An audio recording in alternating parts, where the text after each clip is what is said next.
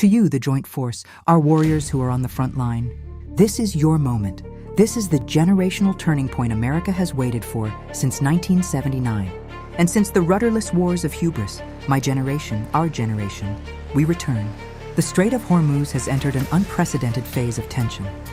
As Iran escalates its efforts to completely control and block this strategic maritime route, pressure is rapidly spreading across the entire Middle East. With critical global shipping lanes facing severe risks, the United States has launched an immediate and overwhelming response. We are now witnessing the start of a massive, large-scale air operation, signaling direct confrontation in the skies.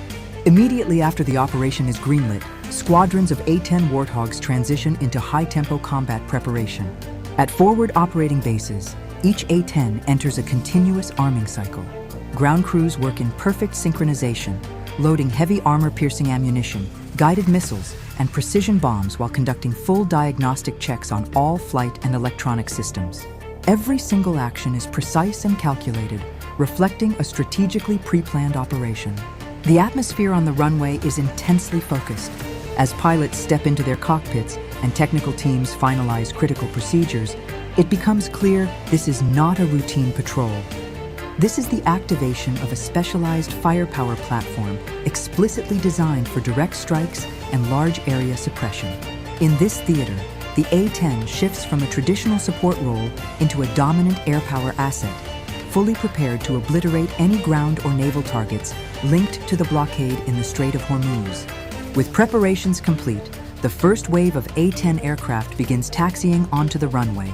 Systems power up, engines surge, and one by one, the fully armed aircraft lift off decisively into the operational airspace. This initial deployment establishes a direct American presence and immediately sets the operational tempo over the strait. Following the first wave, subsequent A-10 squadrons are launched continuously. Taking off in rapid succession, they form a sustained, uninterrupted deployment cycle.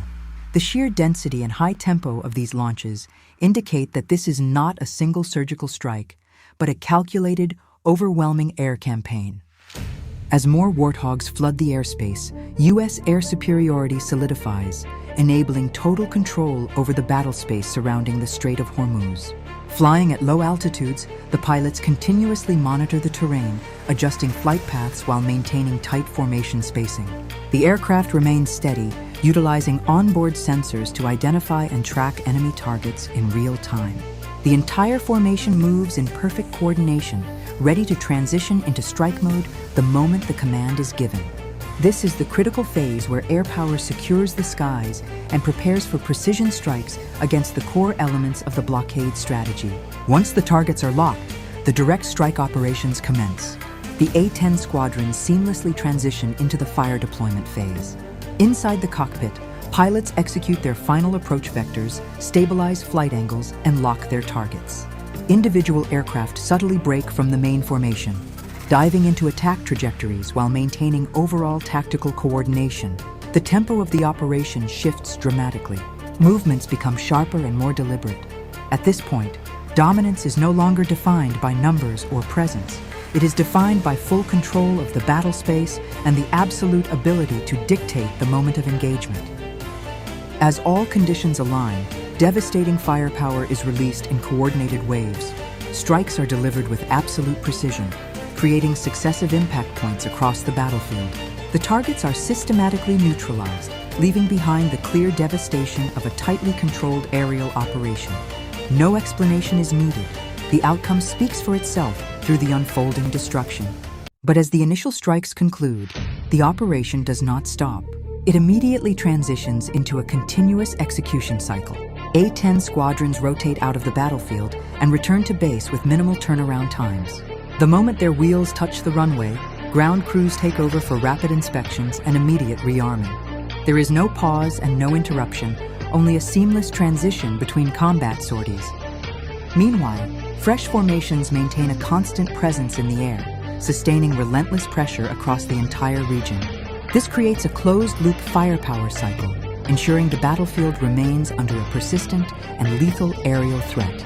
Through high-tempo coordination and sustained execution, temporary tactical advantages are transformed into enduring control. there are zero operational gaps for the opposing side to exploit, and any attempt to regroup is violently disrupted before it can even take shape. Under these punishing conditions, the blockade strategy in the Strait of Hormuz is gradually collapsing, not from a single decisive strike, but from continuous, systematic, and unrelenting pressure from above.